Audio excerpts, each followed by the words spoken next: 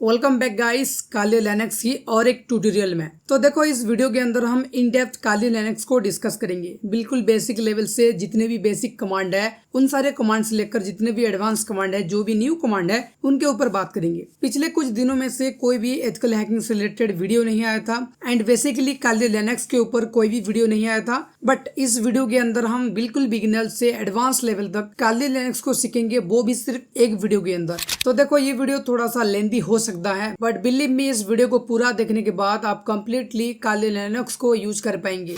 तो देखो सबसे पहले आप समझो कि काली लिनक्स क्या होता है। तो मैंने बहुत सारे वीडियो के अंदर आपको बताया है और प्रीवियस की जो भी वीडियो है अगर आपने उन वीडियो को देखा है तो भी आपको पता होगा कि काली लिनक्स एक ऑपरेटिंग सिस्टम है। ये एक पेन टेस्टर के लिए, ये एक एथिकल हैकर के लिए या फिर एक बग बाउंटी हंटर के लिए प्राइमरी ऑपरेटिंग सिस्टम होता है। Just for example Windows operating system जैसे एक नॉर्मल यूजर के लिए प्राइमरी ऑपरेटिंग सिस्टम होता है। जो भी डेली टास्क करना होता है, जो भी डेली काम करना होता है वो सब कुछ विंडोज ऑपरेटिंग सिस्टम में किया जाता है। ठीक उसी तरह काली लिनक्स भी प्राइमरी ऑपरेटिंग सिस्टम होता है एथिकल हैकर के लिए या फिर एक पेन टेस्टर के लिए। तो यहाँ पर मैं आपको बताना चाहूँगा, एक बार मैं विंडोज ऑपरेटिंग सिस्टम पर आता हूँ। तो देखो यहाँ पर सब कुछ नॉर्मल है। बेसिकली जो भी ऐप को आप इंस्टॉल करना चाहते हैं वो ऐप आप इंस्टॉल कर सकते हो, उसको यूज कर सकते हो। ठीक उसी तरह इसका इंटरफेस कुछ इस तरह से होता है, बहुत ही सिंपल होता है विंडोज ऑपरेटिंग सिस्टम। बट जो लिनक्स ऑपरेटिंग सिस्टम होता है, जो काली लिनक्स ऑपरेटिंग सिस्टम होता है वो थोड़ा सा डिफरेंट होता है। तो देखो काली लिनक्स के अंदर बेसिकली आप कमांड की हेल्प से काली लिनक्स को यूज करते हैं। जो भी आपको टास्क करना है, चाहे फाइल क्रिएट करना है, फाइल को डिलीट करना है या फिर किसी भी एप्लीकेशन को ओपन करना है, तो उस कंडीशन में आप डिफरेंट काइंड ऑफ कमांड को यूज करते हैं। तो इसीलिए आपको कमांड को ज्यादातर फोकस करना है, कमांड को ज्यादातर सीखना है। बट विंडोज ऑपरेटिंग सिस्टम में थोड़ा सा डिफरेंट होता है। आप डायरेक्टली क्लिक करके किसी भी एप्लीकेशन को ओपन कर सकते हो। जैसे कि यहाँ पर बहुत सारे एप्लीकेशन है, बहुत सारे फाइल हैं, आप सिंपली डबल क्लिक करके किसी भी एप्लीकेशन को ओपन कर सकते हो या फिर किसी भी फाइल को ओपन कर सकते हो। क्योंकि विंडोज ऑपरेटिंग सिस्टम बहुत ही सिंपल होता है एंड विंडोज ऑपरेटिंग सिस्टम एक GUI बेस्ड ऑपरेटिंग सिस्टम होता है, जिसका मीनिंग होता है ग्राफिकल यूजर इंटरफेस। यानी यहाँ पर डिफरेंट काइंड ऑफ बटन होते हैं, डिफरेंट काइंड ऑफ आइकॉन होते हैं। उन आइकॉन के ऊपर क्लिक करके, उन बटन के ऊपर क्लिक करके आप विंडोज ऑपरेटिंग सिस्टम को यूज करेंगे। बट जो काली लिनक्स ऑपरेटिंग सिस्टम है, मैं आपको दिखाता हूँ। यहाँ पर डिफरेंट काइंड ऑफ टूल होते हैं। एक बार आप काली बटन को जैसे ही क्लिक करेंगे तो यहाँ पर आपके सामने बहुत सारे टूल्स शो करेगा डिफरेंट टास्क को परफॉर्म करने के लिए, जैसे कि recognition, resources development, initial access, execution, persistence, privilege escalation, ऐसे बहुत सारे टूल सेक्शन हैं एंड इनके अंदर बहुत सारे टूल होते हैं। तो ये जो टूल है बेसिकली दोस्तों, ये एक तरह का ऐप आप समझ लीजिए। जैसे विंडोज ऑपरेटिंग सिस्टम के अंदर आप डिफरेंट काइंड ऑफ एप्लीकेशन को इंस्टॉल करते हो, ठीक उसी तरह काले लिनक्स ऑपरेटिंग सिस्टम के अंदर आप डिफरेंट काइंड ऑफ टूल को इंस्टॉल करेंगे, बिकॉज यहाँ पर इसको टूल कहा जाता है। ओके, तो सबसे पहले काली लिनक्स को और डिटेल में समझने से पहले आप थोड़ी बहुत काली लिनक्स की ओवरव्यू समझ ले कि आखिर काली लिनक्स एग्जैक्ट में होता क्या है एंड इसको क्यों जो हैकर होते हैं वो प्राइमरी ऑपरेटिंग सिस्टम के रूप में यूज करते हैं। तो फटाफट से मैं आपको एक क्विक ओवरव्यू दे देता हूं।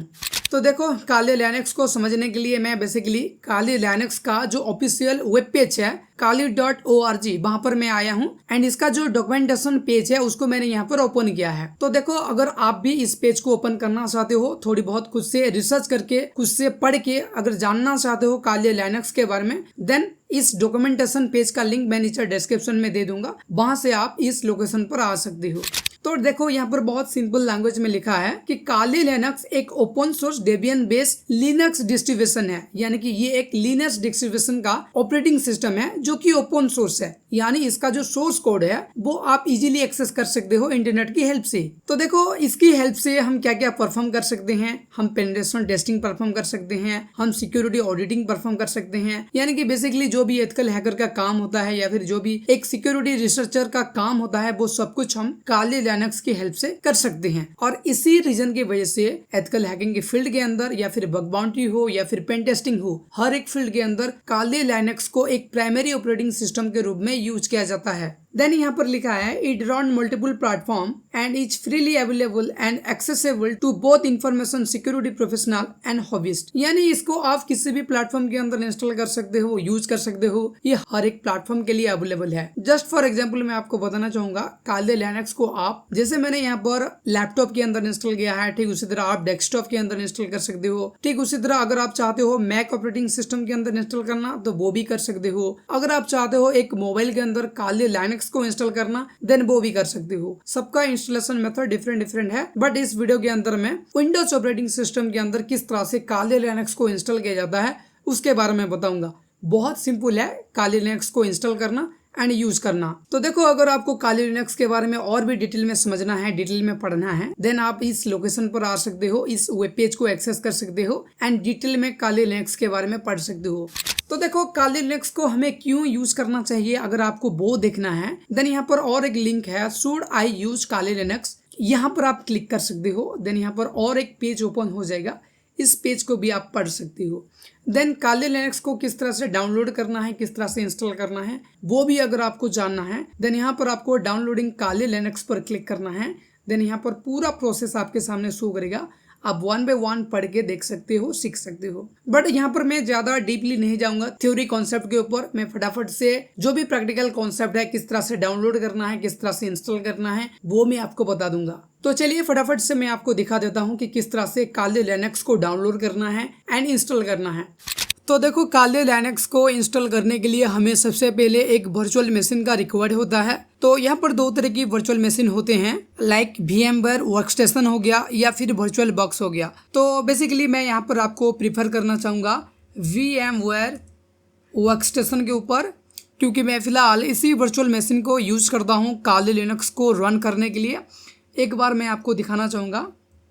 तो यहाँ पर देख सकते हो VMware वर्कस्टेशन प्रो।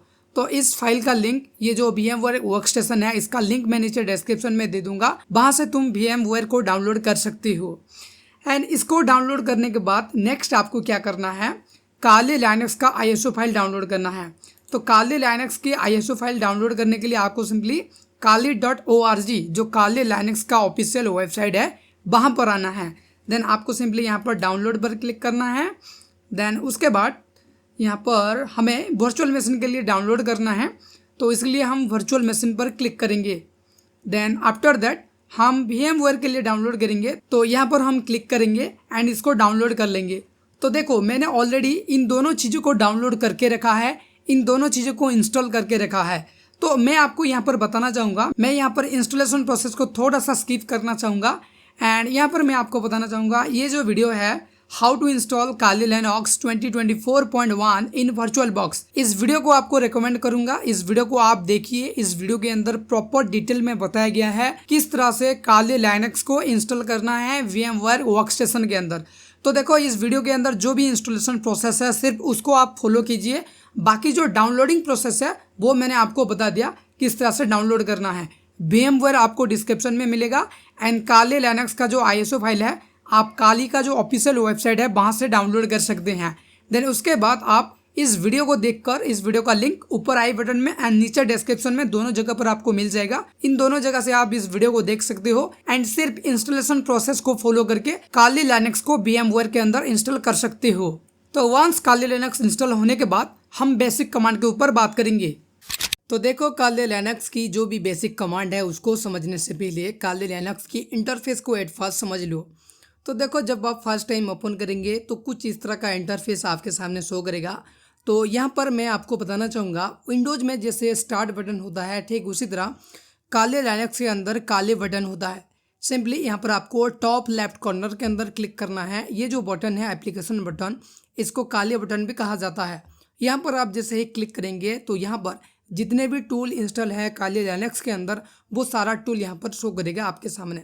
तो यहाँ पर मैं आपको बताना चाहूँगा जब आप फर्स्ट टाइम काले लिनक्स को इंस्टॉल करेंगे एंड उसको ओपन करेंगे तो सबसे पहले आप एक काम कीजिए, थोड़ा सा मैं इसको जूम कर लेता हूँ, इसका टेक्स्ट बहुत छोटा है। तो जूम करने के लिए शॉर्टकट की आप याद रखिए कंट्रोल शिफ्ट और जो प्लस बटन है वहाँ पर आपको क्लिक करना है तो ये जूम हो जाएगा। ठीक उसी तरह अगर आपको जूम आउट करना है देन आपको control shift minus button, control minus button, सिर्फ कंट्रोल और माइनस बटन।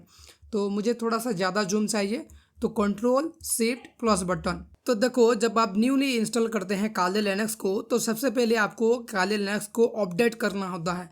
तो उसके लिए आपको बेसिक सा एक कमांड देना होता है, sudo apt अपडेट। तो इस कमांड को आपको रन करना है। देन यहाँ पर आपको पासवर्ड पूछेगा, तो काले लिनक्स का जो डिफ़ॉल्ट पासवर्ड है वो काली है, तो आपको काली लिखना है। तो यहाँ पर आपको ध्यान देना है, जब आप यहाँ पर पासवर्ड एंटर करेंगे तो यहाँ पर पासवर्ड अपीयर नहीं होगा, यहाँ पर डिस्प्ले नहीं होगा। तो आप पासवर्ड देने के बाद एंटर प्रेस करेंगे तो यहाँ पर अपडेटिंग प्रोसेस स्टार्ट हो जाएगा। मे भी ये आपका इंटरनेट स्पीड के ऊपर डिपेंड करता है कि यहाँ पर ये कितना टाइम लेगा। तो मेरे केस के अंदर ये फटाफट से डाउनलोड होना स्टार्ट हो गया है। तो एक बार डाउनलोडिंग प्रोसेस कंप्लीट होने देते हैं, इसको प्रॉपरली इंस्टॉल होने देते हैं, देन मैं आपको बताता हूँ। तो आई थिंक यहाँ पर 100% डाउनलोडिंग भी कंप्लीट हो गया है। यहाँ पर पैकेज भी रीडिंग होना स्टार्ट हो गया है, पैकेज फैचिंग भी यहाँ पर कंप्लीट हो गया है। देन अपडेट करने के बाद नेक्स्ट आपको जितने भी पैकेज है उनको अपग्रेड करना है। तो उसके लिए आपको सिंपली और एक कमांड देना है, sudo apt अपग्रेड। तो ये कमांड थोड़ा सा टाइम ले सकता है अगर आप न्यूली अपग्रेड करते हैं। तो मैं यहाँ पर यस करता हूँ, आपको भी कुछ इस तरह से पूछेगा यस और नो, तो आपको वाई प्रेस करना है एंड एंटर प्रेस करना है। तो यहाँ पर ये जो अपग्रेडिंग प्रोसेस है ये थोड़ा सा टाइम ले सकता है जब आप फर्स्ट टाइम अपग्रेड करेंगे। मैंने ऑलरेडी इसको अपग्रेड करके रखा है, इसलिए यहाँ पर फटाफट सारा कुछ कंप्लीट हो जा रहा है। तो इसको भी एक बार कंप्लीट होने देते हैं। यहाँ पर इंस्टॉलेशन प्रोसेस भी स्टार्ट हो गया है, तो एक बार वेट करते हैं, इसको कंप्लीट होने देते हैं, देन मैं आपको बताता हूँ। तो यहाँ पर आपको समझ में आ गया होगा किस तरह से काले लिनक्स को अपडेट करना है एंड अपग्रेड करना है। तो फटाफट से मैं जो टर्मिनल है इसको मैं ऑफ कर देता हूँ, और पहले तो मैं आपको फाइल सिस्टम का जो हायरार्की है वो मैं आपको बताता हूँ। तो फाइल सिस्टम का ही जो हायरार्की है उसको समझाने के लिए मैं यहाँ पर गूगल क्रोम को ओपन करना चाहूँगा। देन यहाँ पर मैं सर्च करूँगा Kali Linux file system hierarchy. Okay, तो एक बार मैं सर्च कर लेता हूँ एंड यहाँ पर जो भी रिजल्ट आएगा वो मैं आपको दिखाता हूँ। तो देखो यहाँ पर डिफरेंट काइंड ऑफ रिजल्ट आया है, बट ये जो पहला रिजल्ट है इसके ऊपर ही हम बात करेंगे। तो एक बार मैं काले लिनक्स पर आता हूँ एंड इसका जो फाइल सिस्टम है, ये फाइल सिस्टम यानी कि जो फाइल मैनेजर हम कहते हैं विंडोज ऑपरेटिंग सिस्टम में, इसको मैं यहाँ पर ओपन कर लूँगा एंड इसको थोड़ा सा मैं यहाँ पर बड़ा कर लूँगा। तो देखो यहाँ पर जो काले लिनक्स है उसके अंदर बहुत सारे फोल्डर हैं एंड इन फोल्डर के अंदर different kind of files, program and instruction लिखे होते हैं काले लिनक्स को रन करने के लिए। तो कौन सी फोल्डर के अंदर क्या है ये समझना बहुत ही ज़रूरी है अगर आप काले लिनक्स के अंदर कोर लेवल पर काम करना चाहते हो। तो इसी वजह से मैं सबसे पहले आपको फाइल सिस्टम के बारे में बता रहा हूँ किसी भी कमांड को सिखाने से पहले। तो यहाँ पर मैं फटाफट से जो मेरा क्रोम है उसको मैं ओपन कर लूँगा एंड यहाँ पर मैं स्टेप बाय स्टेप आपको हर एक फोल्डर के बारे में बताऊंगा। तो देखो जो बीन फोल्डर है, इस फोल्डर के अंदर जो भी एसेंशियल कमांड है, जो भी बाइनरी कमांड है, उनको स्टोर किया जाता है। जैसे कि ls हो गया, cp हो गया, cat हो गया, यानी कि जो भी एसेंशियल कमांड है, जो भी बेसिक कमांड है, वो बीन फोल्डर के अंदर स्टोर होते हैं। यहाँ पर मैं आपको और एक कॉन्सेप्ट के बारे में बताना चाहूँगा। जैसे हम विंडोज ऑपरेटिंग सिस्टम के अंदर फोल्डर कहते हैं, ठीक उसी तरह हम लाइनक्स या फिर काले लाइनक्स ऑपरेटिंग सिस्टम के अंदर इनको हम डायरेक्टरी कहते हैं। यानी कि जो हम विंडोज़ के अंदर फोल्डर कहते हैं उसी चीज़ को, सेम चीज़ को हम काले लाइनक्स के अंदर डायरेक्टरी कहेंगे। तो यहाँ पर बीन फोल्डर ना कहकर यहाँ पर हम बीन डायरेक्टरी कहेंगे। ठीक उसी तरह ये जो बूट फोल्डर है इसको भी हम बूट डायरेक्टरी कहेंगे। तो बूट डायरेक्टरी के अंदर क्या होता है वो भी एक बार हम चेक कर लेते हैं। तो देखो यहाँ पर लिखा है बूट डायरेक्टरी के अंदर store file required for booting process including the Linux kernel and the boot loader. यानी कि बूट फोल्डर के अंदर क्या होता है, बूटिंग के लिए यानी कि काले लिनक्स को बूट करने के लिए जो भी फाइल सिस्टम रिक्वायर्ड होते हैं वो वहाँ पर स्टोर हुआ होता है। कि लिनक्स कर्नल वगैरह हो गया या फिर बूट लोडर वगैरह हो गया, वो सब बूट फोल्डर के अंदर, बूट डायरेक्टरी के अंदर स्टोर होता है। ठीक उसी तरह जो डेप डायरेक्टरी है इसके अंदर क्या होते हैं, कंटेंट डिवाइस फाइल हुई represent hardware device like hard drive, USB drive and terminal. तो ये जो डेप डायरेक्टरी है इसके अंदर जो भी डिवाइसेस फाइल होते हैं वो स्टोर होते हैं। जैसे कि हार्डवेयर के अंदर अगर हम हार्ड डिस्क के बारे में बात करें, यूएसबी ड्राइव के बारे में बात करें, तो वो सब कुछ डिवाइस डायरेक्टरी के अंदर होता है। ठीक उसके बाद जो etc डायरेक्टरी है इसके अंदर hold system wide configuration file for various service and application. तो ये जो एटसेट्रा डायरेक्टरी है इस डायरेक्टरी के अंदर various kind of configuration file होते हैं जो फाइल हमें हेल्प करते हैं वेरियस सर्विस एंड एप्लीकेशन के साथ कॉन्फ़िगर करने के लिए। ये सर्विस क्या होता है, एप्लीकेशन क्या होता है, आगे हम डिस्कस करेंगे। बहुत सारे सर्विस काली लिनक्स के अंदर हैं, जैसे कि एपीएचई सर्विस हो गया, जैसे कि हमारा MySQL सर्विस हो गया, ऐसे बहुत सारे सर्विसेज हैं।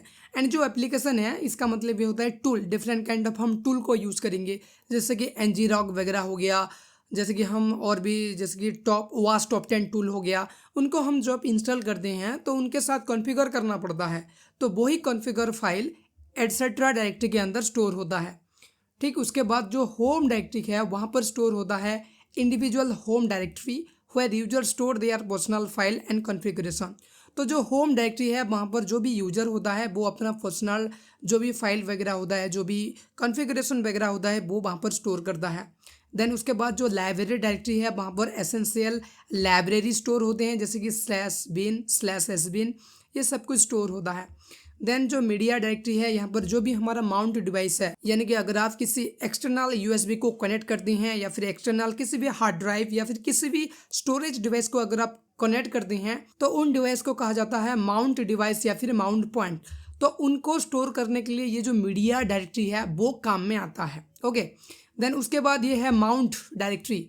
तो ये directory basically temporary mounting file system, यानी कि जो भी हमारा टेम्पोररी एक्सटर्नल डिवाइसेस है, जैसे कि USB हो गया, DVD हो गया, हार्ड डिस्क हो गया, SSD हो गया, उनको ये यूज करता है mount folder.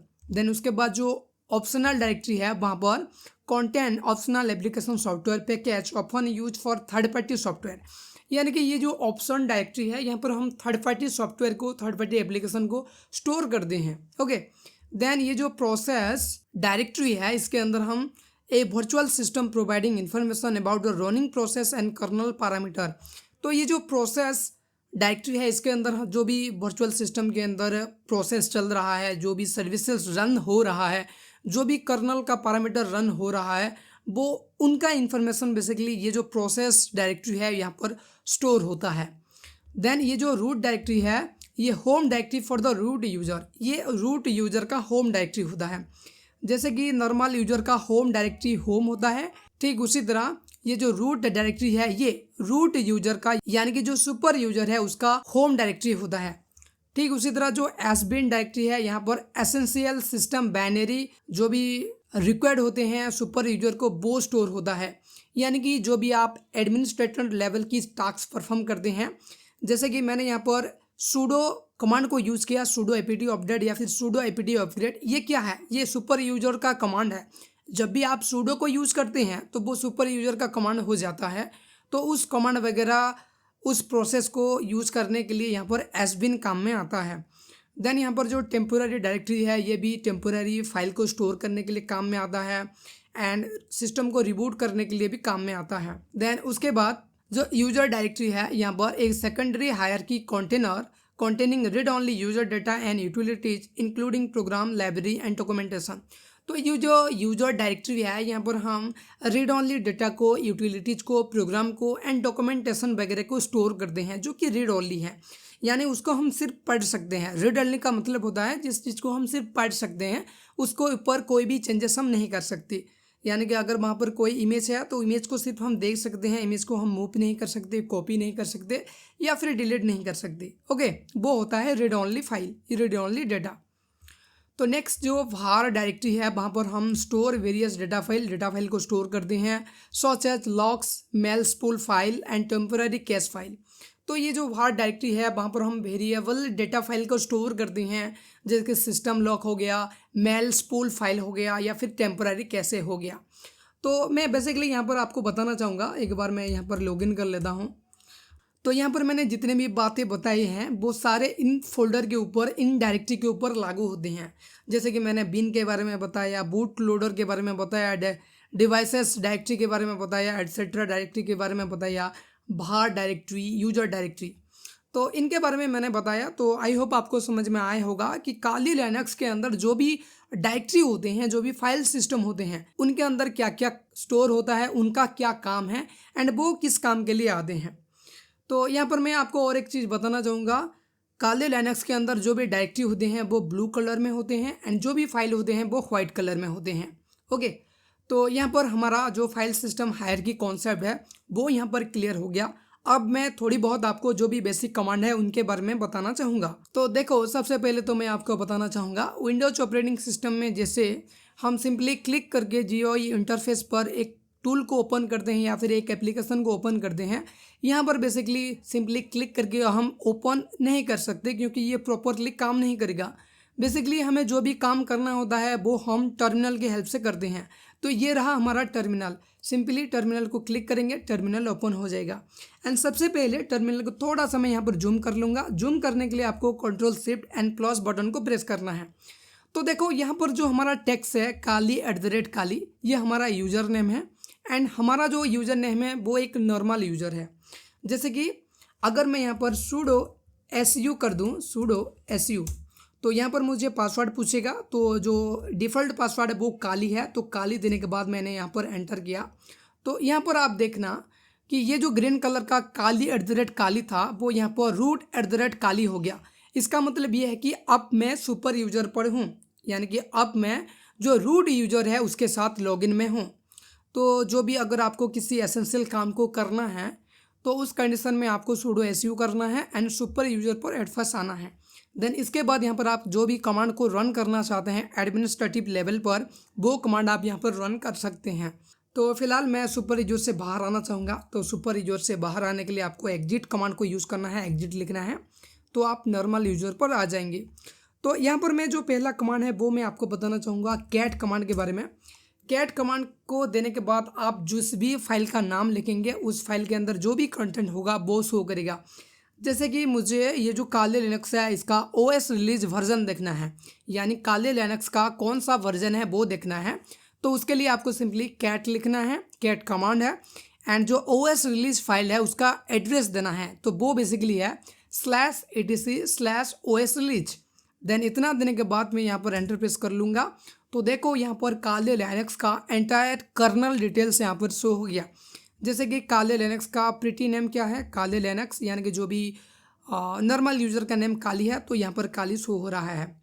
Name equal to काली, तो ये एक लिनक्स बेस्ड ऑपरेटिंग सिस्टम है इसलिए यहाँ पर GNU/Linux शो हो रहा है। उसका वर्जन ID यहाँ पर शो हो रहा है, ये एक लेटेस्ट वर्जन का काले लिनक्स है, काले लिनक्स 2025.2। देन उसके बाद यहाँ पर वर्जन शो कर रहा है। देन उसके बाद यहाँ पर वर्जन कोड नेम शो कर रहा है, ID शो कर रहा है, ID लाइक शो कर रहा है, होम URL शो कर रहा है, सपोर्ट URL शो कर रहा है। अगर आपको कोई भी बग को रिपोर्ट करना है उसके लिए भी बग रिपोर्ट URL यहाँ पर शो कर रहा है।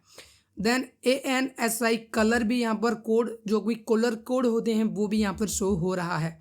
ओके, तो ये तो बेसिकली जो कंप्लीट इन्फॉर्मेशन, तो ये था वो कमांड जिसके हेल्प से आप अपने काले लिनक्स ऑपरेटिंग सिस्टम के बारे में कंप्लीट इन्फॉर्मेशन गैदर कर सकते हो। तो अब मैं आपको क्लियर करना बताता हूँ। अगर आपको ये जो कंसोल है इसको क्लियर करना है तो वो कैसे करेंगे। तो क्लियर करने के लिए बेसिकली आपको सिंपली क्लियर कमांड को लिखना है, एंटर प्रेस करना है, आपका कंसोल क्लियर हो जाएगा। अगर आपको शॉर्टकट वे में क्लियर करना है देन आपको Ctrl+L, जो L की होता है उसको आप प्रेस करेंगे तो आपका कंसोल क्लियर हो जाएगा। तो नेक्स्ट मैं आपको यहाँ पर कुछ चीज़ों के बारे में बताना चाहूँगा। अगर आप यहाँ पर कोई भी डायरेक्टरी को देखना चाहते हो या फिर कोई भी लोकेशन पर आप हो एंड उस लोकेशन पर क्या क्या है, यानी कि क्या क्या डायरेक्टरी है, क्या क्या फाइल है वो देखना चाहते हो, तो उस कंडीशन में आप ls कमांड को यूज कर सकते हो। सिंपली आपको ls लिखना है, एंटर प्रेस करना है। तो देखो, जब मैंने ls लिखा और एंटर प्रेस किया तो यहाँ पर बहुत सारा चीज़ें शो हुआ, कुछ ब्लू कलर में, कुछ ग्रीन कलर में, कुछ रेड कलर में यहाँ पर शो हुआ। तो यहाँ पर जितने भी ब्लू कलर का एलिमेंट शो हो रहा है ये सारे के सारे डायरेक्टरी हैं, यानी कि फोल्डर हैं। एंड यहाँ पर जितने भी ग्रीन कलर में एलिमेंट शो हो रहा है ये सारे के सारे फाइल हैं। एंड जितने भी रेड कलर में यहाँ पर शो हो रहा है, जो भी एलिमेंट रेड कलर में है वो सारे एलिमेंट एक पैकेज है। चाहे वो जिप पैकेज हो सकते हैं, जिप फाइल हो सकते हैं, चाहे वो डेप फाइल हो सकते हैं, चाहे वो txt.gz फाइल हो सकते हैं, जैसे कि आप यहाँ पर देख सकते हो। तो वो सारे के सारे पैकेजेस हैं। तो किस तरह से आपको डिफ्रेंशिएट करना है फाइल, पैकेजेस एंड डायरेक्टरी के अंदर, तो आप समझ गए होंगे। तो मैं अगर चाहता हूँ कि मैं कौन सी लोकेशन में हूँ ये जानने के लिए, तो आपको सिंपली PWD कमांड को यूज़ करना है, प्रेजेंट वर्किंग डायरेक्टरी, यानी कि प्रिंट वर्किंग डायरेक्टरी। तो मैं अभी फ़िलहाल हूँ होम डायरेक्टरी के अंदर, एंड उसके अंदर जो काली डायरेक्टरी है वहाँ पर हूँ। तो मैं एक काम करता हूँ, फाइल सिस्टम को ओपन करता हूँ, एक काम करता हूँ, इसको मैं एक थोड़ी टाइम के लिए मैं इसको मिनिमाइज कर लूँगा, जो टर्मिनल है, एंड होम इसको मैं ओपन कर लेता हूँ। तो देखो मैं इसको जैसे ही ओपन किया वही सेम चीज़ यहाँ पर शो किया, डेस्कटॉप, डॉक्यूमेंट, डाउनलोड, ये सारे के सारे फोल्डर हैं, डायरेक्टरी हैं, वो सारा कुछ यहाँ पर शो किया। यही सेम चीज़ टर्मिनल के अंदर भी यहाँ पर शो हो रहा है, जैसे कि डेस्कटॉप, डॉक्यूमेंट, डाउनलोड, फ्लक्सन, public, secure, template, video, WiFi cipher, वही सेम चीज़ यहाँ पर शो हो रहा है। तो मैं आपको बेसिकली बताना चाहूँगा, अगर आप किसी भी फाइल के ऊपर मॉडिफिकेशन या फिर किसी भी डायरेक्टरी के ऊपर मॉडिफिकेशन करना चाहते हैं, तो आप कोशिश कीजिए कि टर्मिनल की हेल्प से उसको करने के लिए आप जो भी ग्राफिकल यूज़र हैं उनको थोड़ा सा आप एवॉइड करें, क्योंकि इन फ्यूचर आपको टर्मिनल पर ही सारा काम करना पड़ेगा। तो मैं यहाँ पर कुछ बेसिक कमांड के बारे में आपको बताना चाहूँगा। फटाफट से टर्मिनल पर आता हूँ, कंसोल को क्लियर कर लेता हूँ, एंड यहाँ पर मैं आपको एक डायरेक्टरी क्रिएट करके बताता हूँ। तो अगर आपको एक डायरेक्टरी क्रिएट करना है काले लिनक्स के अंदर टर्मिनल की हेल्प से, तो आपको mkdir इस कमांड को यूज़ करना है, एंड जो भी डायरेक्टरी का नाम आप देना चाहते हो उस नाम दे सकते हो। तो मैं यहाँ पर डायरेक्टरी का नाम देना चाहता हूँ काली _ ट्यूटोरियल। तो यहाँ पर मैं आपको थोड़ी बहुत और बताना चाहूँगा, अगर आप काली स्पेस देखकर यहाँ पर अगर आप ट्यूटोरियल लिखेंगे तो ये रॉन्ग मेथड है, इस तरह से नहीं लिखा जाता टर्मिनल के अंदर, आपको स्पेस को नहीं यूज़ करना है। इसलिए मैंने यहाँ पर काली _ ट्यूटोरियल लिखा। ओके, तो आपको स्पेस का यूज नहीं करना है। तो देखो यहाँ पर मैं आपको दिखाना चाहूँगा ls करके फिर से। तो ls मैंने जैसे ही किया, यहाँ पर देख सकते हो काली _ ट्यूटोरियल नाम से एक न्यू डायरेक्टरी क्रिएट हो गया है। ओके, तो एक काम करते हैं, ये जो काली ट्यूटोरियल है इसके अंदर जाते हैं।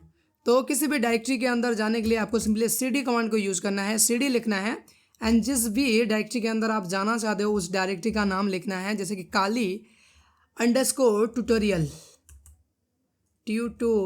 ट्यूटोरियल। ओके, तो आई थिंक कुछ मिस्टेक मैंने किया यहाँ पर, tutorial, I think spelling mistake हुआ क्या। एक काम करते हैं, फिर से कमांड को देखते हैं, cd। ओके, यहाँ पर जो काली है उसका जो k है वो कैपिटल था, तो आपको small capital letter and small letter दोनों के ऊपर ध्यान रखना पड़ेगा। अगर वहाँ पर कैपिटल लेटर है तो कैपिटल लेटर देना है, अगर वहाँ पर स्मॉल लेटर है तो स्मॉल लेटर देना है, वरना यहाँ पर एरर शो करेगा। जैसे कि यहाँ पर तुम देख सकते हो, नो सच फाइल और डायरेक्टरी यहाँ पर अवेलेबल है, यानी कि कोई भी यहाँ पर इस नाम से फाइल या फिर डायरेक्टरी अवेलेबल नहीं है। ओके, तो इसके ऊपर आपको ध्यान देना है। तो काली ट्यूटोरियल मैं यहाँ पर दे देता हूँ, काली ट्यूटोरियल। ओके, तो देखो यहाँ पर मैं काली ट्यूटोरियल जो डायरेक्टरी है उसके अंदर आ गया हूँ, तो यहाँ पर काली ट्यूटोरियल भी शो हो गया है। तो अगर आप किसी डायरेक्टरी के अंदर जाते हो तो वो भी यहाँ पर शो करेगा, जैसे कि यहाँ पर काली ट्यूटोरियल शो किया। ओके, तो मान लीजिए अगर आपको यहाँ से बाहर जाना है, यानी कि जो हम काली ट्यूटोरियल डायरेक्टरी के अंदर हैं यहाँ से बाहर जाना है, तो बाहर जाने के लिए आपको बेसिक कमांड देना है cd _ यहाँ पर आपको स्पेस का यूज़ करना है, cd _ जैसे ही आप यहाँ पर एंटर प्रेस करेंगे, काली ट्यूटोरियल जो डायरेक्टरी है वहाँ से आप वापस बाहर आ जाएंगे। जैसे कि देखो हम बाहर आ गए हैं, और इसीलिए यहाँ पर काली ट्यूटोरियल शो नहीं कर रहा है।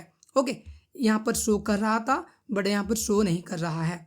तो इसी तरह से आप एक डायरेक्टरी क्रिएट कर सकते हैं, उसके अंदर जा सकते हैं, उससे बाहर भी आ सकते हैं। तो कंसोल को क्लियर कर लेते हैं। तो यहाँ पर मैं आपको बताना चाहूँगा, अगर आपको multiple directory at a time create करना है तो वो कैसे करेंगे। तो देखो डायरेक्टरी क्रिएट करने के लिए वही सेम कमांड को आपको यूज़ करना है, mkdir। एंड अगर आपको मल्टीपल डायरेक्टरी क्रिएट करना है, जैसे कि फॉर एग्जांपल काली 1 एंड काली 2, मुझे 2 डायरेक्टरी क्रिएट करना है, काली 1 और काली 2 नाम से। तो उसके लिए आप क्या करेंगे, इन दोनों टैग्स के अंदर स्पेस दे देंगे, तो यहाँ पर 2 डायरेक्टरी क्रिएट हो जाएगा। अगर आपको एक डायरेक्टरी क्रिएट करना है तो स्पेस नहीं यूज़ करना है, जैसे कि मैंने प्रीवियस कमांड के बारे में बताया। बट अगर आपको मल्टीपल डायरेक्टरी क्रिएट करना है देन आपको स्पेस यूज़ करना है। तो मैं इस कमांड को एक बार रन करके आपको दिखाता हूँ, देन ls करके एक बार मैं चेक कर लेता हूँ। तो देखो मैंने स्पेस को यूज़ किया, mkdir काली 1 स्पेस काली 2, तो यहाँ पर क्या हुआ, काली 1 एंड काली 2 नाम से दो यहाँ पर न्यू डायरेक्टरी क्रिएट हो गया। तो आई होप आपको पता लग गया होगा स्पेस को कब यूज़ करना है एंड स्पेस को कब यूज नहीं करना है। ओके, तो ये तो हो गया डायरेक्टरी के बारे में। अगर आपको डायरेक्टरी को डिलीट करना है तो वो आप कैसे करेंगे, तो डायरेक्टरी को अगर आपको डिलीट करना है तो उसके लिए भी बहुत सिंपल सा कमांड है, rm-r ये देना है। देन उसके बाद जो भी फाइल का नाम है जैसे कि काली 1, तो मैं जैसे ही यहाँ पर एंटर किया तो ये जो काली 1 डायरेक्टरी है ये डिलीट हो गया होगा। एक बार मैं ls करके चेक कर लेता हूँ।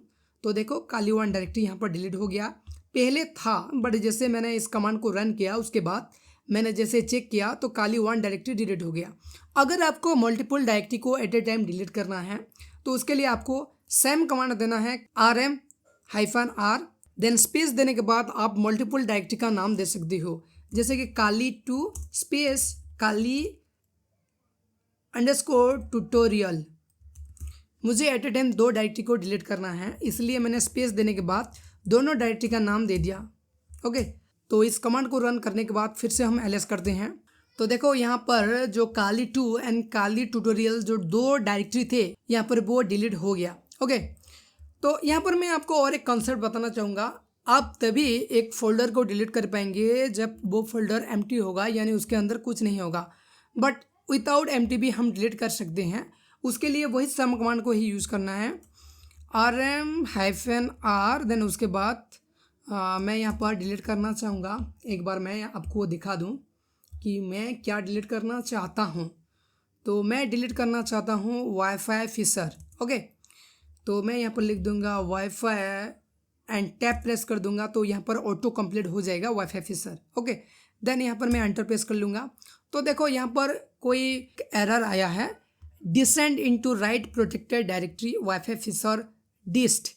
तो यहाँ पर मैं यस प्रेस करके वाइप कर दूंगा। तो यहाँ पर फिर से रिमूव करने के लिए पूछ रहा है, यहाँ पर भी मैं वाइप प्रेस करके एंटर कर दूंगा। तो देखो यहाँ पर ये कह रहा है can not remove wifi fisher disk wifi fisher permission deny, क्योंकि यहाँ पर आई थिंक हमें सुपर यूजर मोड पर इसको रिमूव करना है। तो एक काम करता हूँ, मैं इस प्रोसेस को टर्मिनेट कर देता हूँ। तो याद रखो किसी भी प्रोसेस को टर्मिनेट करने के लिए Ctrl+C इस कमांड को यूज़ किया जाता है। तो एक काम करता हूँ, मैं यहाँ पर एक डायरेक्टरी क्रिएट कर लेता हूँ, mkdir काली ट्यूटोरियल नाम से, एंड उसके अंदर जाता हूँ cd काली ट्यूटोरियल, एंड यहाँ पर मैं और एक mkdir से और एक डायरेक्टरी क्रिएट कर लूँगा। यहाँ पर मैं काली 1 नाम से और एक डायरेक्टरी क्रिएट कर लूँगा और मुझे अभी cd/ करके बाहर आना है। अगर आप बहुत अंदर चले गए हैं और आपको होम फोल्डर के अंदर आना है तो आप cd/ इस कमांड को यूज़ कर सकते हैं। तो अगर मुझे ये जो काली ट्यूटोरियल है इस फोल्डर को अगर मुझे अभी रिमूव करना है तो उसके लिए मैं यहाँ पर क्या करूँगा, rm-r एंड काली ट्यूटोरियल। एक काम करते हैं, एक बार इसको हम चेक कर लेते हैं ls करके। तो आई थिंक हम कुछ ज़्यादा ही नीचे चले आए हैं, तो हमें cd होम करके जाना है, बाहर अंदर जाना है। देन होम पर आने के बाद यहाँ पर हम ls करेंगे, यहाँ पर भी हमें cd काली के अंदर जाना है। देन यहाँ पर हम ls करेंगे। तो देखो यहाँ पर जो काली ट्यूटोरियल है इस फोल्डर के अंदर और एक न्यू फोल्डर है एंड ये एम्प्टी नहीं है। तो अगर कोई नॉन एम्प्टी फोल्डर को, नॉन एम्प्टी डायरेक्टरी को अगर आप रिमूव करना चाहते हैं तो rm-r को यूज़ करेंगे एंड वो डायरेक्टरी का नाम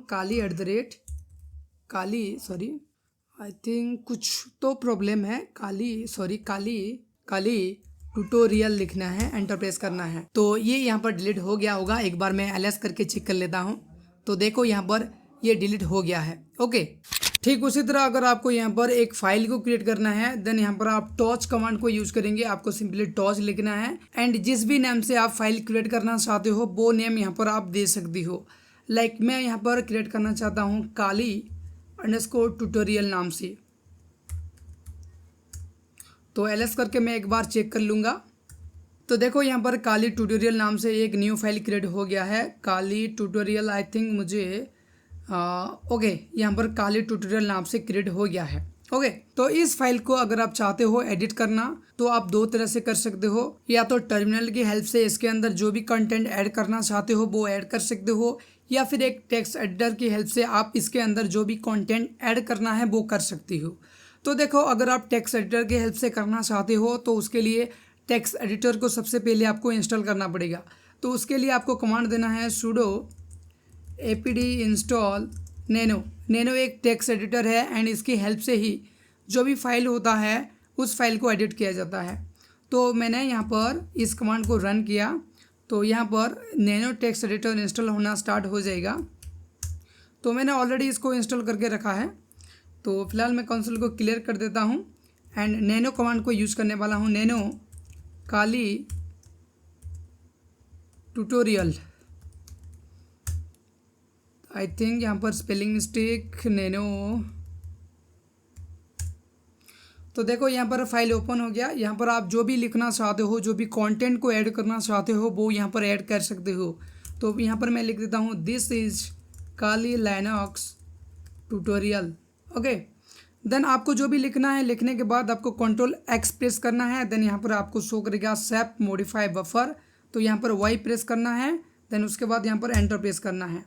तो इसके अंदर जो मैंने कंटेंट लिखा वो ऐड हो गया होगा। तो वो देखने के लिए आपको कैट कमांड को यूज करना है, कैट काली ट्यूटोरियल। ओके तो देखो जो मैंने कंटेंट ऐड किया था this is Kali Linux tutorial, वो यहाँ पर ऐड हो गया है। तो अगर आपको इस फाइल को कॉपी करना है, मूव करना है या फिर रीनेम करना है देन वो भी तुम कर सकते हो टर्मिनल की हेल्प से। तो एक काम करते हैं, पहले तो टर्मिनल को क्लियर करते हैं, एलएस करते हैं एंड ये जो हमारा काली ट्यूटोरियल फाइल है इसको पहले तो हम कॉपी करेंगे। कहाँ पर? डेस्कटॉप पर। तो कॉपी करने के लिए सिंपल सा कमांड है, cp कमांड को आपको यूज़ करना है। देन उसके बाद जिस भी फाइल को आप कॉपी करना चाहते हो उस फाइल का नेम देना है, जैसे कि काली ट्यूटोरियल। ओके देन जिस लोकेशन पर आप इस फाइल को कॉपी करना चाहते हो उस लोकेशन का नाम यहाँ पर आपको देना होता है, जैसे कि डेस्कटॉप / एंटर। तो एक बार हम डेस्कटॉप के अंदर जाएंगे और चेक करेंगे ये फाइल प्रॉपरली यहाँ पर आया है या फिर नहीं। तो फाइल का नाम क्या था? काली ट्यूटोरियल।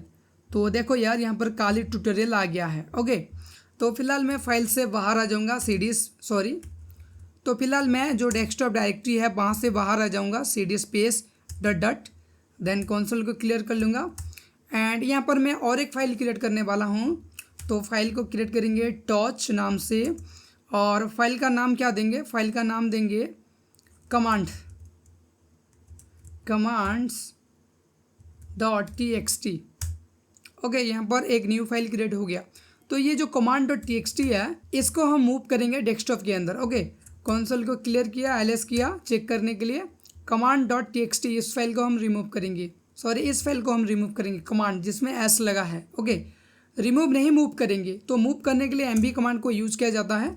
देन उसके बाद जो भी फाइल का नाम है वो देना होता है commands.txt। देन उसके बाद जो भी लोकेशन है वो लोकेशन देना होता है, जैसे कि मुझे डेस्कटॉप के ऊपर इसको, डेस्कटॉप के अंदर इसको मूव करना है। तो डेस्कटॉप देने के बाद मैंने स्लैश दिया और एंटर प्रेस किया। तो एक बार यहाँ पर सबसे पहले चेक कर लेंगे। तो देखो यहाँ पर command.txt नहीं है, यहाँ पर एस, ये जो एस वाला फाइल है इसको मैंने मूव किया है। तो यहाँ पर देखो कमांड्स वाला फाइल नहीं है। ओके तो यहाँ पर हम जाएंगे डेस्कटॉप के अंदर, cd डेस्कटॉप। देन यहाँ पर हम ls करेंगे। तो देखो यार यहाँ पर commands.txt फाइल यहाँ पर सक्सेसफुली मूव हो गया है। ओके रिमूव नहीं, मूव हो गया है। ओके तो कंसोल को मैं यहाँ पर क्लियर कर लूँगा, फिर से ls करूँगा। अब मैं यहाँ पर बताने वाला हूँ इस फाइल को आप कैसे रिमूव करेंगे। तो फाइल को रिमूव करने के लिए बहुत ही सिंपल है, आपको सिंपली rm कमांड को यूज़ करना है एंड यहाँ पर आपको कमांड जो भी फाइल का नाम है वो देना है एंड एंटर करना है। ls करके मैं दिखा देता हूँ। तो देखो यहाँ पर commands.txt था, बट जैसे ही मैंने रिमूव करने के लिए कमांड दिया rm commands.txt तो वैसे ही यहाँ पर commands.txt फाइल रिमूव हो गया। ओके अगर आप मल्टीपल फाइल को रिमूव करना चाहते हो देन वो भी कर सकते हो, जैसे कि आपको सिंपली कमांड देना है rm एंड मल्टीपल फाइल का नेम देना है file1.txt स्पेस देना है hacking.txt, hackman.txt, काली ट्यूटोरियल मैं यहाँ पर मल्टीपल फाइल का नाम देता हूँ काली ट्यूटोरियल। देन मैं यहाँ पर इस कमांड को रन करता हूँ। तो यहाँ पर remove right protected regular file मैं वाइप प्रेस करूँगा। देन रिमूव, यहाँ पर फिर से मैं RM प्रेस कर दूँगा वाई। तो देखते हैं LS करके। तो देखो यहाँ पर hacking.txt रह गया क्योंकि मैंने यहाँ पर RM दे दिया। अगर मैंने यहाँ पर वाई दिया होता तो सारा फाइल डिलीट हो जाता। ओके, तो कोई बात नहीं, कैसे डिलीट किया जाता है वो आपको समझ में आ गया होगा। फिलहाल इस लोकेशन पर कौन सा फाइल है देख लेते हैं। hacking.txt ये सिर्फ एक फाइल है। ओके, कंसोल को मैंने क्लियर किया। अब मैं आपको बताने वाला हूँ किस तरह से एक फ़ाइल को रीनेम किया जाता है। तो फाइल को रीनेम करने के लिए भी MV कमांड को यूज़ किया जाता है। एंड उसके बाद जो भी फाइल का नाम है जैसे कि hacking.txt उस फाइल का नेम देना होता है। ये फाइल है तो यहाँ पर एक बार LS करके चेक कर देते हैं। देन MV कमांड को यूज़ करेंगे एंड hacking.txt। ओके, देन जो भी आप न्यू नेम देना चाहते हो वो दे सकते हो। जैसे कि मैं यहाँ पर देना चाहता हूँ काली linux.txt। तो ये जो hacking.txt फाइल है ये फाइल रीनेम हो जाएगा काले linux.txt नाम से। तो इस कमांड को रन करते हैं, LS करके चेक करते हैं। तो देखो यहाँ पर काले linux.txt नाम से रीनेम हो गया है।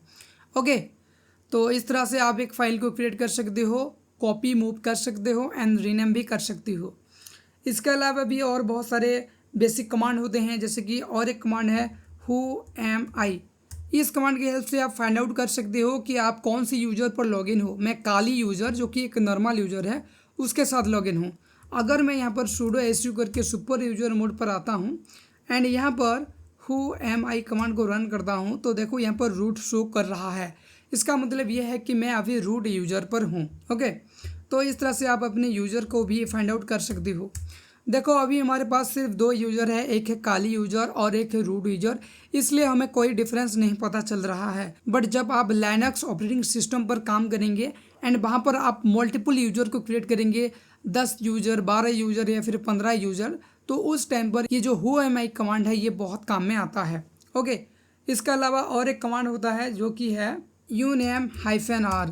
इस कमांड की हेल्प से आपका काले लिनक्स का एंटायर डिटेल्स शो करता है। उसके अलावा भी और एक कमांड होता है -r के साथ -a।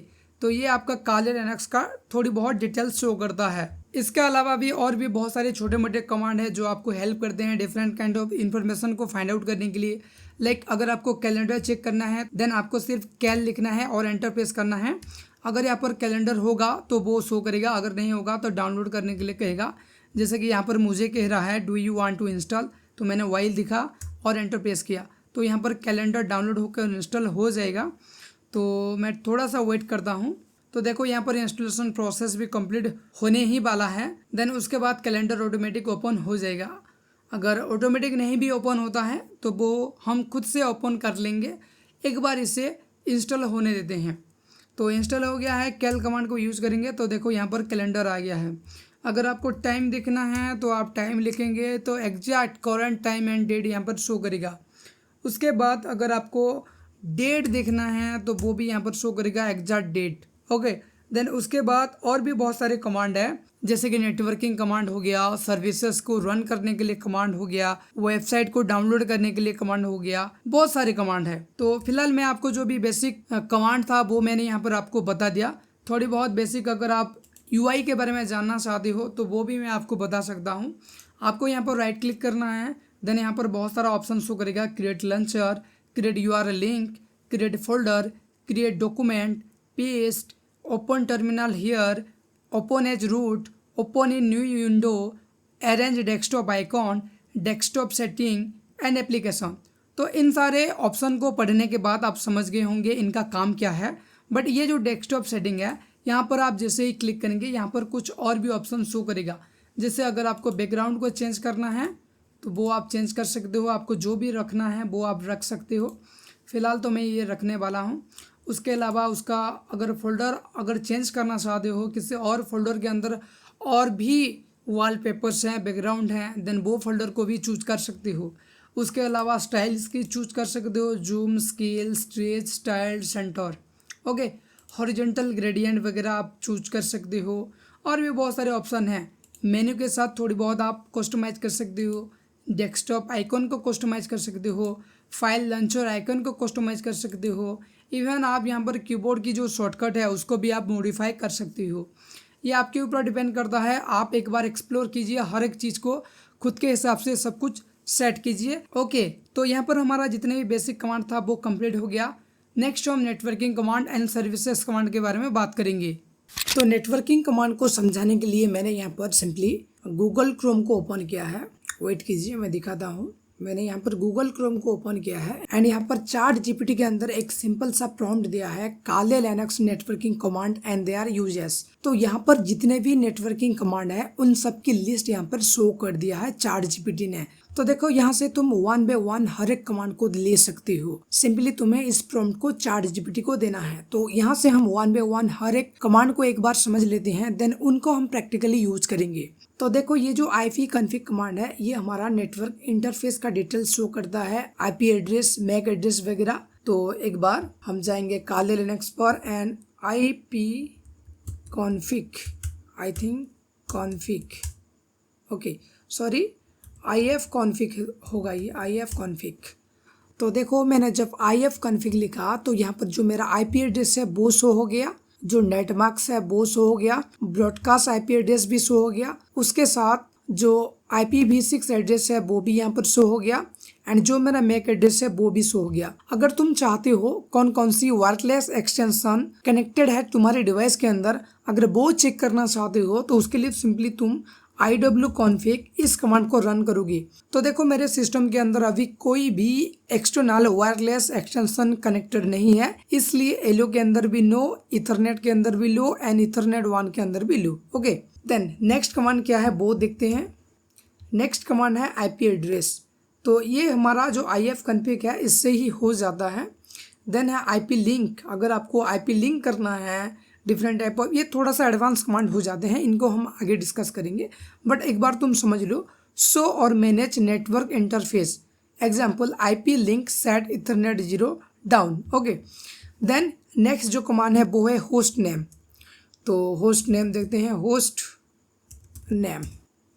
तो यहाँ पर हमारा जो यूजर का नेम है वो शो किया। ओके, देन जो हमारा नेक्स्ट कमांड है वो है ARP कमांड। तो एक बार हम ARP कमांड को रन करते हैं, ARP। तो ARP से कुछ नहीं हुआ, एक बार -a देकर रन करते हैं। आई थिंक यहाँ पर कुछ प्रॉब्लम है, एक काम करते हैं sudo देते हैं, sudo ARP, पासवर्ड देते हैं, यहाँ पर भी कुछ नहीं हुआ, sudo ARP-a देते हैं। इससे जो हमारा जितने भी अदर डिवाइसेस कनेक्टेड हैं उनका डिटेल शो करता है। तो अभी फ़िलहाल मेरे नेटवर्क के साथ कोई भी और डिवाइसेस कनेक्टेड नहीं है, सिर्फ ये जो मेरा विंडो मशीन है एंड काले लिनक्स है ये सिर्फ कनेक्टेड है, इस वजह से यहाँ पर कोई भी अदर डिटेल शो नहीं हो रहा है। ओके, नेक्स्ट देखते हैं कौन सा कमांड है। नेक्स्ट कमांड है ये कॉन्फ़िगरेशन का कमांड है। तो अगर आपको एनेबल करना है किसी भी एडेप्टर को तो IP link set ethernet 0 off करेंगे। अगर आपको असाइन करना है new IP address, then IP address add and जो भी IP एड्रेस आप देना चाहते हो वो देंगे।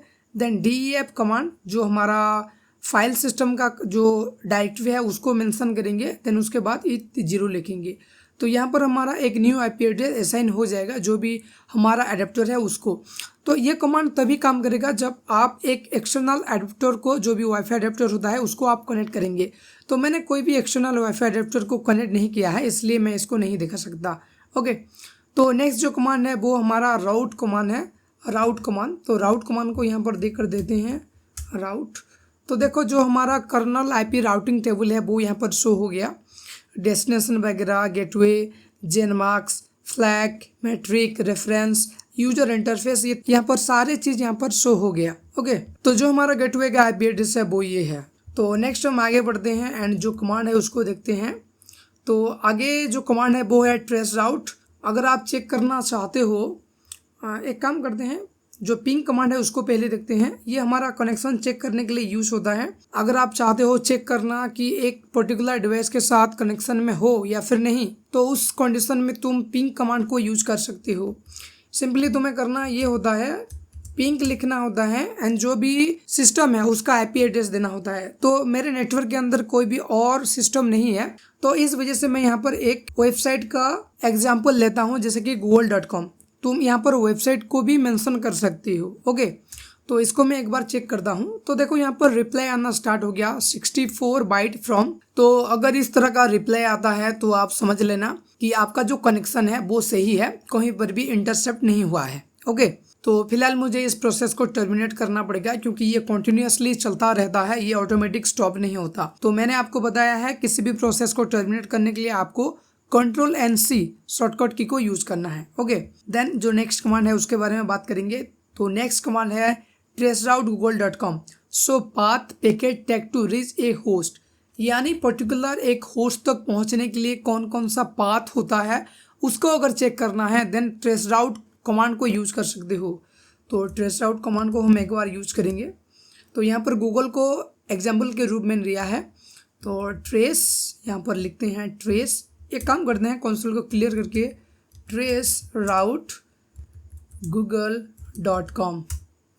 तो यहाँ पर जितने भी पाथ है, कौन कौन से होस्ट, कौन कौन से नोड, कौन कौन से ब्रिजेस वगैरह को ये क्रॉस करके google.com तक पहुँचा है उसका डिटेल्स ये शो करेगा। तो देखो ये दो रिजल्ट है, इसको मैं आपको समझाने जाऊं तो हो सकता है कि आप ना समझ पाएँ क्योंकि आप उतना ज़्यादा नेटवर्किंग कॉन्सेप्ट को नहीं समझे हो। क्योंकि इस कमांड को समझने के लिए आपको नेटवर्किंग आना चाहिए। तो नेटवर्किंग का भी वीडियो हम लाएंगे। अगर आप नेटवर्किंग को समझना चाहते हो, डिटेल में जानना चाहते हो तो इस वीडियो को कंप्लीट कर लेना। इस वीडियो के बाद हम नेटवर्किंग का एक फुल फ्लेक्स कोर्स लाएंगे जहां से तुम बिल्कुल बिगिनर लेवल से एडवांस लेवल तक नेटवर्किंग को समझोगे। ओके, तो नेक्स्ट कमांड जो है वो देखते हैं। नेक्स्ट कमांड जो nslookup कमांड है उसके बारे में एक बार बात कर लेते हैं, क्योंकि यही कमांड बहुत काम में आता है जब आप बग बाउंटी वगैरह करते हैं या फिर किसी भी वेबसाइट के ऊपर DNS इन्यूमरेशन करते हैं उस टाइम पर आता है। तो इस कमांड को मैं यहाँ से एक काम करता हूँ, कॉपी कर लेता हूँ। कॉपी करने के बाद यहाँ पर हम पेस्ट कर देंगे एंड रन करते हैं। तो देखो जो nslookup कमांड है वो आपका जो भी डोमेन है उसके बारे में इंफॉर्मेशन प्रोवाइड करता है। लाइक उसका सर्वर IP एड्रेस क्या है, एड्रेस IP एड्रेस क्या है, उसका नेम क्या है एंड उसका जो मैक एड्रेस है वो सब यहाँ पर शो करता है। तो ये जो कमांड है इसको बेसिकली बग बाउंटी या फिर DNS इन्यूमरेशन या फिर इंफॉर्मेशन गैदरिंग के लिए बहुत ही ज़्यादा यूज किया जाता है। ओके, तो नेक्स्ट जो कमांड है वो है व्हिच। तो इसको भी बेसिकली बग बाउंटी या फिर DNS इन्यूमरेशन या फिर इंफॉर्मेशन गैदरिंग के लिए यूज किया जाता है। देन wget, इस कमांड को बेसिकली यूज किया जाता है एक पर्टिकुलर वेब पेज को डाउनलोड करने के लिए या फिर एक वेब पेजेस को डाउनलोड करने के लिए। एक बार इसको यूज़ करते हैं, कंसोल को क्लियर करके wget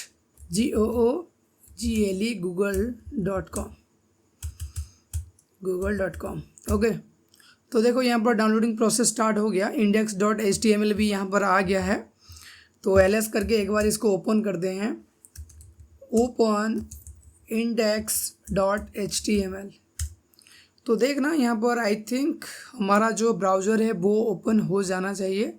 तो देखो यहाँ पर google.com जो हमने पेज डाउनलोड किया है वो यहाँ पर ओपन हो गया है। ओके, तो इस तरह से अगर आप चाहते हो किसी भी वेब पेजेस को डाउनलोड करना देन तुम wget कमांड को यूज़ कर सकते हो। ये सब नेटवर्किंग कमांड है। ओके, तो नेक्स्ट जो कमांड है उसके बारे में बात करते हैं। अगर आप नेटवर्क को मॉनिटरिंग करना चाहते हो, netstart, iaptop, ss, tolfnp, tcpdump, wireshark।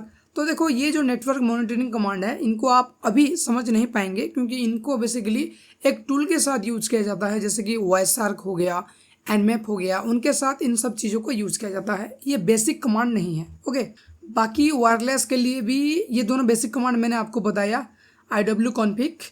But ये सब जो कमांड है ये सब ARcrack के साथ यूज होते हैं। ARcrack NG एक टूल है, मैं आपको यहाँ पर दिखाना चाहूँगा। ARcrack NG कहाँ होगा? ARcrack NG आई थिंक, एक काम करते हैं सर्च करते हैं। तो देखो ये जो ARcrack NG जो टूल है इसके साथ ये सारे कमांड काम में आते हैं। ओके, बाकी अगर आप nmap कमांड को यूज़ करना चाहते हो तो वो भी कर सकते हो। ये सब टूल के अंदर यूज होते हैं। nmap, ERP scan, hping, netcat, ये सब के सब नेटवर्किंग कमांड है एंड इनको आप इंडिविजुअल यूज नहीं कर सकते, इनको आप एक टूल के साथ यूज करेंगे, चाहे वो नेटवर्किंग टूल हो, चाहे वो nmap हो या फिर WiseArc हो। ओके, तो ये तो हो गया सारा नेटवर्किंग कमांड। नेक्स्ट हम बात करते हैं कुछ सर्विसेज कमांड के बारे में। तो आई थिंक सर्विस के बारे में यहाँ पर ऑलरेडी इसने बता दिया है। Service Apache 2 start, service SSH start, system CTL enable Apache 2, system CTL टाटोस SSH। तो ये जो सर्विसेज है इनको हम थोड़ा सा बाद में डिस्कस करेंगे, क्योंकि ये सर्विसेज की हेल्प से हम डिफरेंट टाइप ऑफ चीज़ों को परफॉर्म कर सकते हैं। ओके, तो अब थोड़ी बहुत हम जो सिस्टम कमांड है उसके बारे में बात कर लेते हैं। तो देखो, सिस्टम कमांड के अंदर बेसिकली ज़्यादा कुछ नहीं होता। बेसिकली आपको ये जानना होता है कि सिस्टम को कैसे अपडेट करना है, अपग्रेड करना है, किसी न्यू पैकेज को कैसे इंस्टॉल करना है, उसको रिमूव करना है, वो जानना होता है। तो मैंने आपको ऑलरेडी बताया है, अगर आपको काले लिनक्स को अपडेट करना है तो आपको सिंपली लिखना होता है sudo apt अपडेट। तो यहाँ पर अपडेट होना स्टार्ट हो जाता है। तो फिलहाल मुझे यहाँ पर अपडेट नहीं करना है, तो मैं इस प्रोसेस को अभी टर्मिनेट करना चाहूँगा। तो ठीक उसी तरह अगर सिस्टम को आपको अपग्रेड करना है तो आपको लिखना पड़ता है sudo apt upgrade. Okay, and यहाँ पर भी मुझे अपग्रेड नहीं करना है। ओके, तो ठीक उसी तरह अगर आपको किसी न्यू पैकेज को इंस्टॉल करना है, अगर आपको किसी और पैकेज को इंस्टॉल करना है तो आप लिखेंगे sudo apt इंस्टॉल, पैकेज का नाम OBS एक टूल है, तो इसको आप चाहो तो इंस्टॉल कर सकते हो। तो इस नाम से आई थिंक नहीं है, तो एक काम करते हैं sudo apt इंस्टॉल पाइथन करते हैं। पाइथन भी एक पैकेज है। ओके, तो यहाँ पर जो पाइथन 3 है वो डाउनलोड होना यहाँ पर स्टार्ट हो जाएगा, बट मुझे अभी डाउनलोड नहीं करना है। एक काम करते हैं, डाउनलोड कर लेते हैं, देन उसके बाद हम बात कर देंगे। तो आई थिंक डाउनलोड जो स्पीड है वो बहुत ही फास्ट है। तो एक काम करते हैं, थोड़ी बहुत वेट कर लेते हैं, 2-3 सेकंड के अंदर आई थिंक ये डाउनलोडिंग हो जाएगा। तो देखो, डाउनलोड भी हो गया है, अभी एक्सट्रैक्शन प्रोसेस चल रहा है और यहाँ पर इंस्टॉलेशन प्रोसेस भी स्टार्ट हो गया है। ये भी आई थिंक 2 से 3 मिनट का टाइम लेगा, तो इसको भी एक बार हम होने देते हैं, देन उसके बाद हम बात करेंगे। तो ये बहुत ही ज़्यादा टाइम ले रहा है, तो मुझे इस प्रोसेस को अभी टर्मिनेट करना पड़ेगा। तो एक काम करता हूँ, टर्मिनेट कर देता हूँ। यहाँ पर टर्मिनेट भी नहीं हो रहा है, आई थिंक ये कंप्लीट हो जाएगा। तो 87-91% हो गया है। तो एक बार हम वेट करते हैं, आई थिंक 1 ही मिनट के अंदर ये कंप्लीट हो जाएगा। तो वेल, यहाँ पर ये कंप्लीट हो गया है। तो नेक्स्ट, अगर आपको किसी भी पैकेज को रिमूव करना है तो आपको लिखना है sudo apt रिमूव, देन उसके बाद जो भी पैकेज को आप रिमूव करना चाहते हो, जैसे कि पाइथन 3 को अगर मुझे रिमूव करना है तो पाइथन 3 देना होगा। तो यहाँ पर देख सकते हो operation was interrupted before it could finish. तो इस वजह से यहाँ पर प्रॉपरली पाइथन पैकेज इंस्टॉल नहीं हुआ है। ओके, तो इसी वजह से यहाँ पर unable to locate Python 3 show हो रहा है। तो ये था कुछ बेसिक सिस्टम कमांड। तो नेक्स्ट हम बात करेंगे यूज़र कमांड के बारे में। तो देखो, यूज़र कमांड को प्रैक्टिकली बताने से पहले मैं आपको यहाँ पर यूज़र कमांड को समझाना चाहूँगा। तो अगर आपको न्यू यूज़र क्रिएट करना है तो वो कैसे आप कर पाएंगे। तो देखो, अगर आपको न्यू यूज़र ऐड करना है तो आप इस कमांड को ऐड करेंगे, ऐड यूज़र सरनेम, जो भी उसका नेम है वो देंगे, तो यहाँ पर न्यू यूज़र ऐड हो जाएगा। देन ठीक उसके बाद आप यूज़र ऐड इस कमांड को भी यूज़ कर पाएंगे। देन ये जो passwd कमांड है, यहाँ पर तुम्हारा यूज़र नेम का जो भी पासवर्ड है वो आप चेंज कर पाएंगे। डेल यूज़र ये जो कमांड है, यहाँ से तुम अपना जो भी यूज़र है उसको तुम डिलीट कर पाओगे। देन उसके बाद अगर तुम ग्रुप के साथ जो भी सुपर यूज़र है उसके साथ जो तुम्हारा न्यू यूज़र है उसको तुम ग्रुप करवाना चाहते हो, देन तुम इस कमांड को यूज़ करोगे। देन ग्रुप यूज़र बनाने के लिए तुम ग्रुप कमांड को यूज़ करोगे एंड SU देने से तुम्हारा जो यूज़र है वो चेंज हो जाएगा एंड जो भी न्यू यूज़र है वो ओपन हो जाएगा। तो एक बार मैं काले लिनक्स पर आता हूँ, कंसोल को क्लियर करता हूँ और यहाँ पर मैं ls करता हूँ एंड एक स्टेप बाहर जाता हूँ, cd एंड यहाँ पर ls करता हूँ। तो देखो, यहाँ पर सिर्फ एक ही यूज़र है, काली। अगर आप यहाँ पर न्यू यूज़र क्रिएट करना चाहते हो देन सिंपली तुम add ऐड यूज़र इस कमांड को यूज़ करोगे एंड यहाँ पर जो भी तुम नाम देना चाहते हो न्यू यूज़र का, जैसे कि मैंने यहाँ पर हैकर दिया, वो दे सकते हो। देन उसके बाद जैसे ही तुम एंटर प्रेस करोगे तो आई थिंक हमें यहाँ पर sudo su करना है, सुपर यूजर मोड पर जाना है, देन इस कमांड को रन करना है, ऐड यूजर, देन जो भी न्यू यूजर का नाम है वो देना है। देन उसके बाद पासवर्ड अगर तुम देना चाहते हो तो दे सकते हो, तो पासवर्ड भी मैं यहाँ पर हैकर ही दे देता हूँ। देन फिर से रीटाइप करने के लिए कह रहा है तो अगेन टाइप करना है। फुल नेम अगर तुम देना चाहते हो तो वो भी यहाँ पर दे सकते हो, फिलहाल मैं नहीं देना चाहता हूँ। रूम नंबर भी नहीं देना चाहता हूँ, वर्क फ़ोन सब कुछ मैं स्किप कर रहा हूँ, कुछ नहीं दे रहा हूँ। देन यहाँ पर पूछ रहा है इज द इन्फॉर्मेशन करेक्ट, तो यहाँ पर आपको वाई देना है, यस करना है एंड एंटर प्रेस करना है। देन यहाँ पर आप जैसे ही एलएस करेंगे तो देखो यहाँ पर 2 यूज़र बन गए हैं। पहला एक यूज़र था काली, बट हमने यहाँ पर और एक यूज़र बनाया। तो इस यूज़र को लॉगिन करने के लिए आपको लिखना है sudo हैकर। आई थिंक इस यूज़र से लॉगिन हो जाना चाहिए, कुछ प्रॉब्लम है, एक बार कमांड को चेक कर लेते हैं। आई थिंक यहाँ पर su कमांड को यूज़ करना है, तो एक बार हम su कमांड को यूज़ करेंगे एंड जो हमारा न्यू यूज़र है उसको देंगे। यस, su कमांड को यूज़ करके तुम यूज़र को स्विच कर सकते हो। तो मैं रूट यूज़र में था, su कमांड को यूज़ किया एंड हैकर यूज़र पर आ गया। ओके, तो अगर आपको हैकर यूज़र से बाहर आना है देन फिर से तुम su को यूज कर सकते हो। तो मुझे काली पर जाना है तो काली दे दूंगा एंड यहाँ पर पासवर्ड दे दूंगा। तो देखो मैं काली यूज़र पर आ गया, यहाँ पर काली आ गया। ओके, तो एलएस करके देखते हैं तो यहाँ पर हैकर हो गया है एक न्यू यूज़र। तो अगर तुम्हें यहाँ पर जो हैकर यूज़र है उसको रिमूव करना है तो यहाँ पर तुम क्या करोगे, सूडो करोगे, डेल यूज़र करोगे एंड जो भी यूज़र को तुम डिलीट करना चाहते हो उस यूज़र का नेम दोगे, जैसे कि हैकर मैंने यहाँ पर दिया है एंड एंटर प्रेस करोगे। देन उसके बाद जो भी पासवर्ड है उसका वो दोगे। तो हैकर मैं यहाँ पर दे देता हूँ, तो कुछ टाइम के लिए वेट करता हूँ। आई थिंक मुझे यहाँ पर जो मेरा पासवर्ड है वो देना पड़ेगा। तो यहाँ पर यूज़र डिलीट हो गया है, करेंटली यूज बाय प्रोसेस, यानी कि ये प्रोसेस ऑलरेडी चल रहा है। एक काम करते हैं, कंसोल को क्लियर करते हैं, फिर से कंसोल को ऑन करते हैं एंड अभी यहाँ पर हम डिलीट करेंगे। सूडो su करके सुपर यूज़र पर जाएंगे, देन उसके बाद यूज़र डेल करेंगे, देन यहाँ पर हैकर करेंगे। तो देखो यहाँ पर सक्सेसफुली हमारा जो कमांड है वो रन हो गया है। तो एक स्टेप बाहर जाते हैं एंड यहाँ पर एलएस करके चेक करते हैं।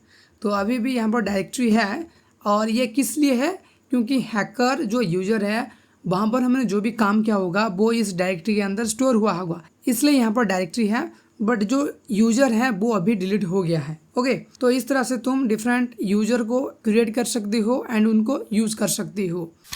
तो अब बात कर लेते हैं कैसे तुम IP address and MAC address को चेंज करोगे। तो फिलहाल कंसोल को मैं क्लियर कर लूँगा।